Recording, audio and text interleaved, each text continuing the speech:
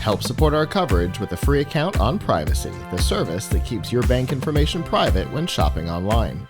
Take control of your subscriptions and other recurring payments, plus pause and close privacy cards at any time. And get $5 right now to try the service at collision.live/privacy. Well, our next guest is here. Hello. Hi. How are you doing today? Pretty good, pretty good. How are you? Well, getting better. Things Yeah. are calming be down after Settling now. that. down a bit after the fire scare. Yes, indeed. Oh, that was bizarre. Nobody paid any attention to it. Not a At single all. bit. At all. Yeah. Just me. Well, go ahead and introduce yourself for us. Yeah, so I'm Chris Lee, and my company is Aqua Real Time.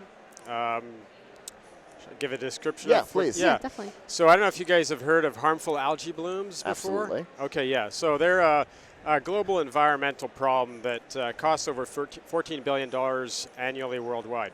And so it's something where the algae grows out of control, produces toxins, and then people can get very sick from it or even die. As So- coming from the Tampa area Yeah, of Oh, yeah, yeah, Florida, yeah. we've been dealing with red tide Exactly. for the last 6 months. Yeah, pretty heavily. non-stop, which usually it would sort of take a taper in the winter, but now it just goes straight through. So in dealing with this problem, businesses end up closing and real estate values plummet. Yep. And the fishing gets devastated. So in dealing with this problem, we realized that one of the big things is an early warning system isn't there. So people can't, algae grows really fast, and if you want to deal with it, you need to get there on time. So we're producing an early warning system for these harmful algae blooms. It allows us to, it's a sensor that floats in the water and combined with predictive analytics that run in the cloud. And we put those together and send notifications to our customers to let them know ahead of time what's going to happen so that they can get out there on time and avert these disasters. And your customers would be those businesses? No, overall, they would be more like the governments, or it Okay. could be water management companies. They're often in charge of all these bodies of water. It could be HOAs, hotels, golf clubs, Okay. those kind of Oh, private yeah. marinas, ports. It could be industrial and agricultural entities who are responsible for the problem sometimes, so they need to prove that they're doing things right. Yeah. And then there's, of course, the legal and insurance people who come in after the fact to ascertain whose fault it is, and they can buy our retroactive data. Okay. Oh. So it's a big data. We store all the data, and you can just get it at any time. Like the EPA could come in and say, give me all your data for the state of New York for 2019, and we could just provide all that at once. That's really incredible. Yeah. Okay. So are you putting these sensors out like in highly probable areas and Yeah. then making it available, or are you only putting the sensors out when somebody? It's when somebody comes and says, so like it might be the EPA or the USGS says, we're going to put sensors in this location for the next year. Or it could be a golf club that says, we keep getting these blooms sometime in August, and we by the time we get there, it's already, it's too late. We can't intervene.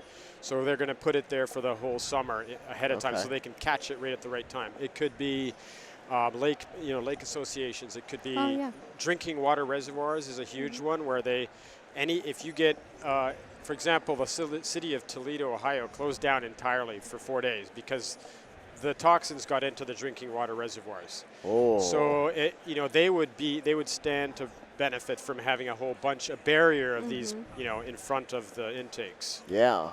For precise and accurate data, how sparse should these sensors be from each other? Well, yeah, that's a really good question. A typical scenario, if you've got a smaller body of water, would be at where the water comes in from, upstream, where the water is going out, and then you might have a place where that fertilizer is coming in. So just one per. So you might those have like areas? 3 per one per hot spot and 3 or 4 hot spots. That's for a smaller body of water. Okay. For bigger ones, they would just scale up from there. Okay.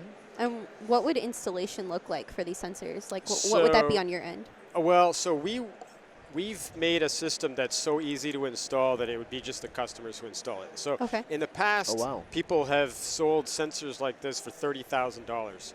But we have a SaaS model. So we're selling at a very low entry cost, and then you pay for the service as long as you need it, and if you don't, you stop the service. And so ours, whereas theirs is 200 pounds and takes a week for 2 people, ours is 10 pounds and it takes a couple hours for 1 person. You can put it in a backpack and just, it has a little hook. You attach it to an anchor in the water and it just it's solar powered, just automatically starts streaming data to the cloud. Wow. Okay. So it's real simple to use. And What is the lifespan of each sensor, if I can ask? well, it's a permanently warranted. It's kind of like when you get a software as a service like Word 365, you get the latest updates. So if if anything happens to the sensor, you just ship it back and we provide a new one right away. Okay, got it. You get all the firmware updates automatically, all the software updates automatically. We can push new software to the devices from the cloud. So it's all done automatically for you as part of the monthly subscription. Yeah, very smart. Okay. Yeah. And so they're a fairly small sensor. How do they stay in place? Well, so they come with a couple of anchor points, hooks. Okay. And you basically attach it to, if it was close to shore, you could be attaching it to docks or to just a regular anchor that you get at Canadian Tire or whatever. Oh, okay. And you could attach it to buoys out further afield. You can attach it, wherever you can get anything fixed. Okay. Interesting. Yeah. All right, so it's small.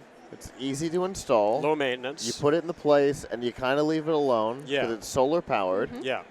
Which is wonderful. Yeah. If something goes wrong, I send it to you. You send me another one. Yeah. Yeah. If I stop being a customer of yours, I probably send the hardware back. No. It is a purchase. You've bought it, so you Okay. can keep it. But once you stop paying the subscription, you lose It's the not gonna warranty. do inside. anything. Yeah, Yeah. the Yeah. software and everything. Yeah. Okay. So, Okay. Yeah. And as an alpha, where is your first target demographic? So we have pilots scheduled to start in July, and we have our first one going to be starting in the Finger Lakes area. Okay. And there's going to be another one in Colorado. Okay. We're based in Colorado. Okay. And a third one in New York as well. So we're just finishing up. We're going to have a demo here tomorrow, and then finishing up the product on time for these pilots. So it's an early stage thing with definitely. Alpha. Yeah. How long have you been working on it? Since last summer, we started, investigating what the product should look like, just talking to customers without building anything last year.